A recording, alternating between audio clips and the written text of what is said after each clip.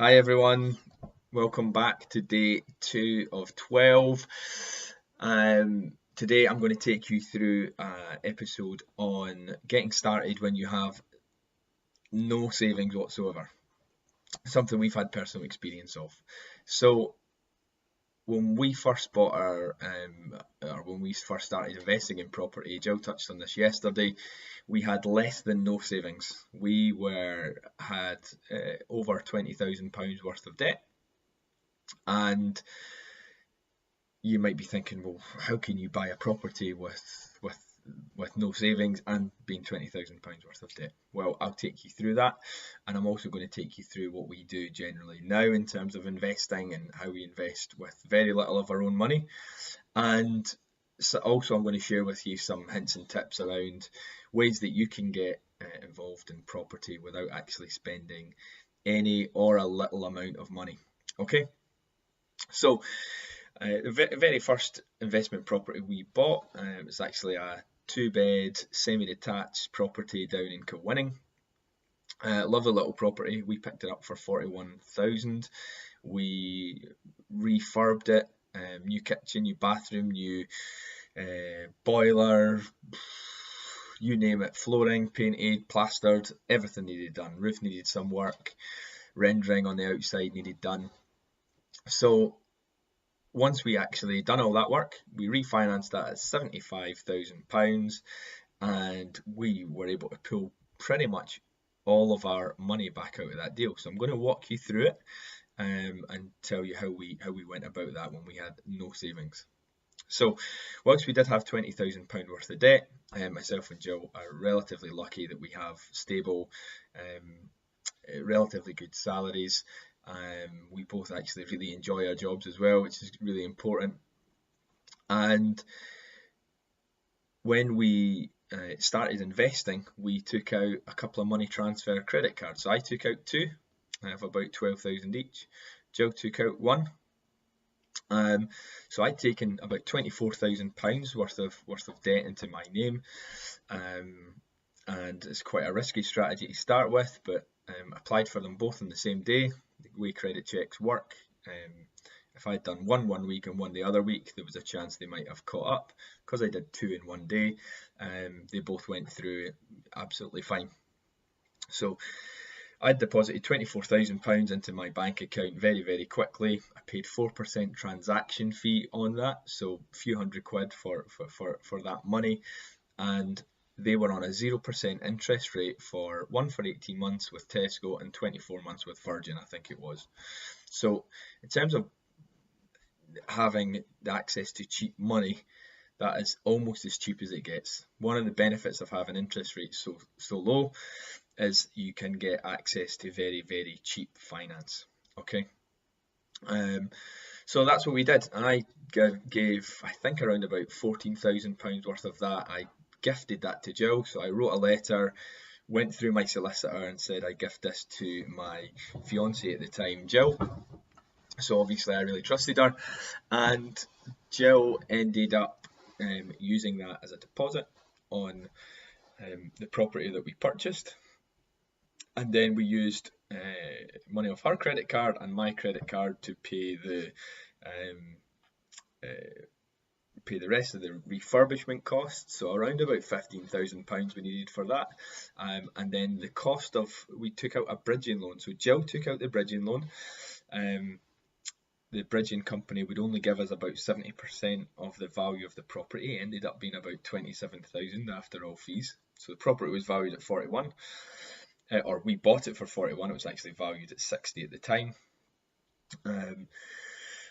It was 41,000 what we paid for it, but the bank only, or the bridging company only gave us 27,000, so we had to top that up by 14,500 more or less. So that was what my money paid for, and then the rest of the money, 15,000 or so, went on to the refurbishment. And then the bridging interest is actually really expensive. It was worked out about 16% interest on the project, which is very high, and still made the project work, but could have been a lot cheaper if we'd had access to other ways to finance it. So what we did was That's where Jill's money paid off, covered that interest. It was about £4,000, and so that includes the solicitors' fees we had to pay to purchase the property as well, and brokers' fees, etc. So that got us started. We got that first deal over the line. We refurbed it in about 2 months, had a tenant in it in month 3, and they've been in that property for about 18 months now. So at 6 months, we were able to finance that, and the bank gave us 56,250, which is 75% of the £75,000 that they now valued it after we had put in a new kitchen, bathroom, boiler, flooring, you name it. So they gave us 56,250. We had spent about 61,000 on the property, so give or take, there's about £5,000 that we had left in the deal, is what it's called. That £5,000 took us, was paid off within 15 months of the rental income that we get. So we make £475 rental income on per month on the property. So it's about £6,000 per year, give or take. What we take in our pocket when you take off the mortgage, when you take off the letting fees to the agent, and when you take off the maintenance fees that we take a chunk and we put elsewhere. So if things break down, etc., if we need to pay for maintenance as time goes on, we've got a bank that we need to go to. So once you take all of those things into account, we have about £3,000 left in that. £3,000 we take out of that.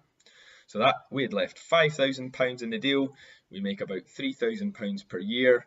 It's about 1.5 years it took us to actually make that property not cost us anything. And at the end of the 1.5 years, we still owned a quarter of that property. So 25% of that property is ours. 75% belongs to the bank. And it generates us £3,000 gross profit every single year.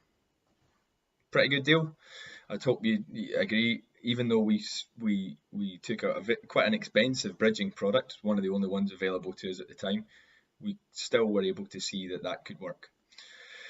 So now we don't use bridges quite as often. We get a lot more competitive rates as well because we're able to buy a lot more. So our broker gives us much better rates. However,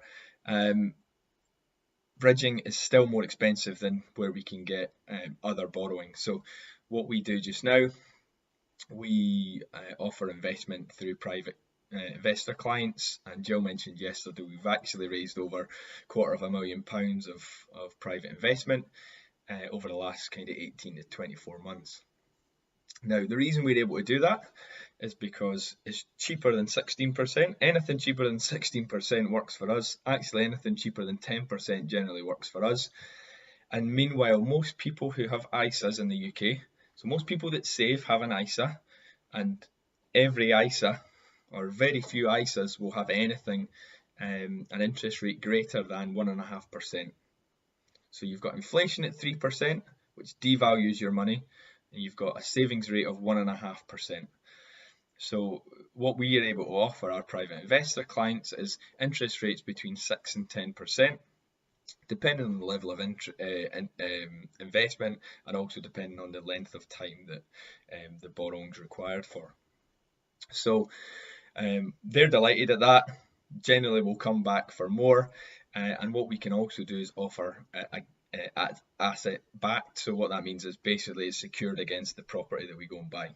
So if it's a £50,000 investment, then that £50,000 could be secured against that property by way of a first charge, which is effectively what the bank have when they put a mortgage on your property.